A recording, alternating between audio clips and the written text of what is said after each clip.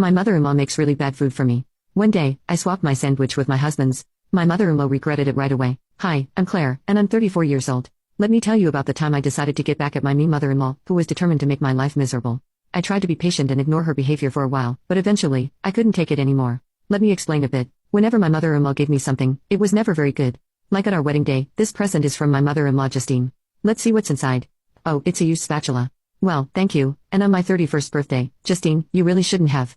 What's inside? Oh, it's what exactly is it? It's a shovel, dear. Ah, how nice, but it looks a bit old. I later discovered she took it from the neighbor's shed and gave it to me. Another time, when I hosted a dinner party, she brought the cheapest bottle of wine she could find. At that point, I wished she wouldn't bother doing anything for me at all. But what really bothered me were the time she insisted on cooking for me, only for the food to taste awful every single time. At first, I was understanding. Not everyone is a great cook, and that's okay. I thought it was the thought that counted, not necessarily the taste, but then I learned that the same dishes she made for me tasted amazing when she cooked for other people. After trying to convince myself otherwise for a while, I realized she was intentionally making my food taste bad. Claire, try my casserole. I made it. I'm really full from all the food you've given me. Please, just take a bite for me. I reluctantly took a bite, feeling uneasy about what might happen next. As expected, the casserole tasted terrible. It made me wonder if she was trying to harm me with it. You might be wondering what my husband thought about all of this. Well, he didn't believe me. I didn't blame him. It's tough to accept such a strange idea, especially when it's about your own mother. But I kept asking him to try the food she made for me, hoping he'd see what I meant. Every time, he dismissed me, saying I was imagining things. Sometimes he'd almost try it, but Justine always stopped him. Hey, that food is for Claire. I made it just for her, considering her dietary needs. Yes, I have specific dietary needs because I'm a vegetarian, but I married into a family that loves their meat. So whenever there's a big family meal, my mother-in-law Justine would make a separate dish for me, which I appreciated, but it always seemed like she didn't put much effort into it.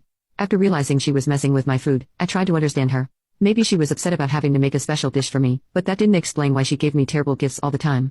I tried to give her the benefit of the doubt until a few months ago. I invited a coworker, who's also a vegetarian, to a family cookout. Justine made 2 vegetarian dishes, one for my coworker and one for me. I tasted my coworker's dish secretly, and it was delicious, but mine was awful.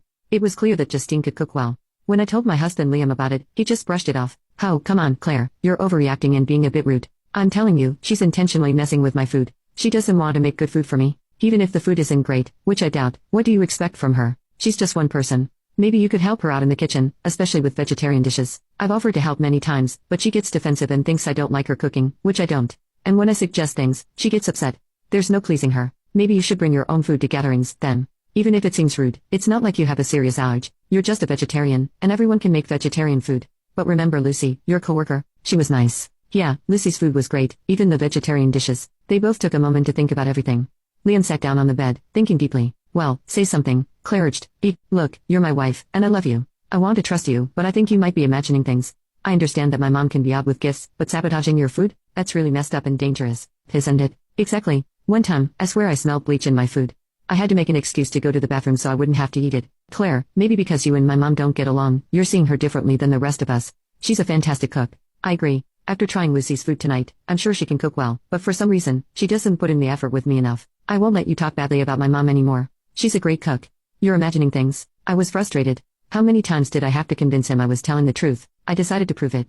I waited for the next family gathering to make my move. About a month later, my mother-in-law called. I'm good, thank you. How about you? Oh, I'm excited. We're having another family gathering this weekend to celebrate Uncle JJ's return from France. Can you and Liam make it? Of course, Justine. We wouldn't miss it. Oh, that's great. Uncle JJ prefers simple things, even though he's from France, so we're keeping it casual with sliders and sandwiches. You can even bring your coworker friend again. She was lovely. Unfortunately, she can't make it this time, but Liam and I will be there. Oh, that's too bad, but I'm glad you both can come. Oh, one more thing before I forget, I've decided to get you some special plates to make it easier to separate vegetarian and non-vegetarian dishes. They're beautiful navy blue plates. No problem, Justine. Thank you. Okay, see you soon. After hanging up, I couldn't help but feel uneasy. Normally, different plates wouldn't bother me, but knowing what I knew about her, I realized it was just another way for her to make me feel isolated from everyone else. Everyone else in the family always enjoys their meals, but mine are always terrible. So when I complain, I look picky and fussy, but that's not true. There are rumors going around that I'm just being difficult, and I wish I could prove them wrong by sharing my food, but Justine always stops me and gets upset if I don't eat what she made. Sometimes I manage to avoid eating it, but usually, I have to force it down quickly to avoid tasting it. Whenever I visit, I dread it and can't wait to leave and make my own food. But this week, it was different. I was excited because I had a plan to show everyone that I wasn't making things up.